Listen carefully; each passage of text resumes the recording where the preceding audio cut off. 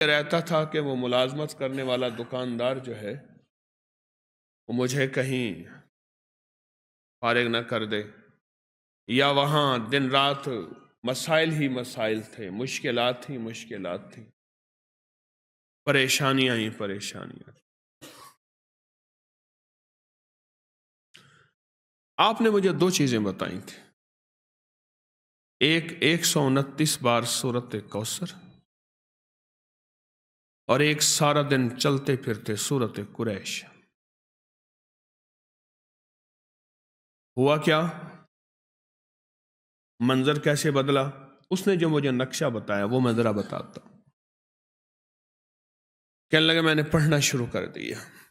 یہ میں بتا رہا ہوں آپ کو، ایک الفاظ کے جذبے ہیں، نعت کے، ایک دل کے جذبے ہیں کہ کملی والے کا کوئی امتی پریشان حال ہے تو پریشان حال نہ رہے۔ میرے آقا کا کوئی امتی ہے، وہ کسی رنگ، نسل، کسی مزاج، کسی مذہب فرقے کا ہے، میرے امتی، کملی والے کا امتی خالی نہ رہے۔ کہا کہ میں نے 129 بار سورت کوثر پڑھنی شروع کر دی اور جذبے کے ساتھ سورت قریش پڑھنی شروع کر دی۔ یہ جو انہوں نے لفظ جذبہ کہا ہے نا، یہی جذبہ فیصلے کرواتا ہے۔ الفاظ سے زیادہ کیفیات فیصلے کرواتے ہیں۔ میری بات پہ غور کریں، مظلوم کے پاس کوئی اسم اعظم نہیں ہوتا، مظلوم کے پاس ایک جذبہ ہوتا ہے، وہی جذبہ عرش الہی کو ہلا دیتا ہے۔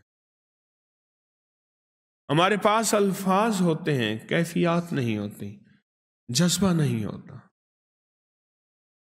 اور جذبے کی کمی کی وجہ سے ہم محروم رہ جاتے ہیں۔ پھر کہتے ہیں اتنا عرصہ آئے، اتنا عرصہ کیا، کیوں نہیں ملا؟ جذبہ جذبہ جذبہ۔ تو کہنے لگے میں نے جذبے سے پڑھا، جذبے سے پڑھا۔ میں ایک کھجور کی دکان پہ کام کرتا تھا، چھوٹا سا ملازم تھا۔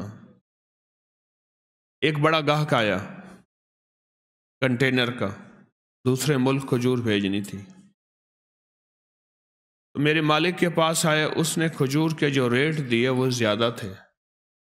انہوں نے کہا آپ زیادہ دے رہے ہیں، کچھ کم کر دیں۔ انہوں نے کہا یہی ہیں ہمارے ریٹ، اور وہ میرا مالک مدینہ کی منڈی کا بڑا سوداگر ہے،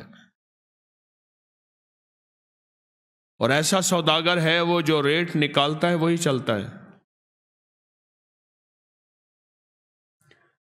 کہا کہ انہوں نے مجھ سے رابطہ کیا، میرے رابطے تھے چونکہ اور تاجروں سے، میں نے کم ریٹ پہ وہی چیز ان کو دے دی، کنٹینر بھر کے بھیج دیا، اور مجھے اتنا بچ گیا۔ کہا کہ وہ سب سے پہلا تحفہ تھا 129 بار سورت کوثر اور سورت قریش کا۔ 19 گیا، 20 گیا، 21 گیا، اب 22 بھی گیا۔